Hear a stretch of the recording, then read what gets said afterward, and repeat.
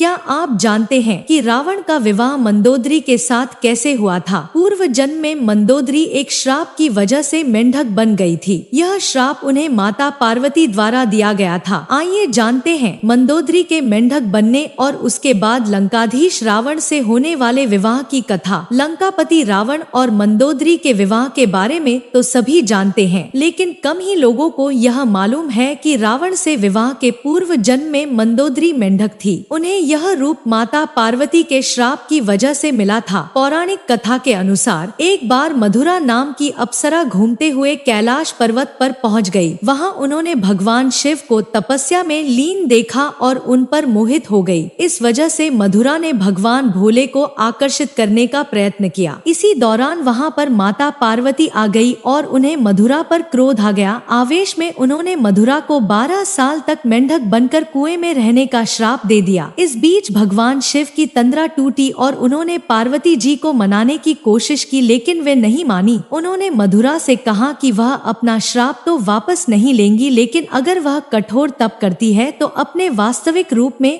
वापस आ सकती है। माता पार्वती द्वारा दिखाए गए मार्ग के बाद मधुरा ने लंबे वक्त तक कठोर तप किया। इस दौरान असुरों के देवता मायासुर और उनकी अप्सरा पत्नी हेमा भी पुत्री प्राप्ति के लिए तपस्या कर रहे थे। उधर अपने कठोर तप की वजह से मधुरा माँ पार्वती के श्राप से मुक्त हो जाती है और कुएं से बाहर निकालने के लिए आवाज देती है। एक दिन मायासुर अपनी पत्नी के साथ गुजरते हैं तो उन्हें मधुरा की कुएं से आवाज सुनाई देती है और वे उसे बाहर निकाल लेते हैं। वे दोनों मधुरा को बेटी के रूप में गोद ले लेते हैं। मायासुर अपनी गोद ली हुई बेटी का नाम मंदोदरी रख लेते हैं, जिनका आगे चलकर विवाह रावण के साथ होता है। रावण मंदोदरी विवाह की कथा। पौराणिक कथा के अनुसार एक बार लंकापति रावण मायासुर से मिलने के लिए उनके घर पहुंचा। वहां उनकी खूबसूरत पुत्री मंदोदरी को देखकर वह मंत्रमुग्ध हो गया और उसने मायासुर के सामने उनकी बेटी से विवाह की इच्छा जताई। हालांकि मायासुर को यह रिश्ता पसंद नहीं था, इस वजह से उन्होंने इसे ठुकरा दिया। लेकिन रावण नहीं माना और उसने बलपूर्वक मंदोदरी से विवाह कर लिया।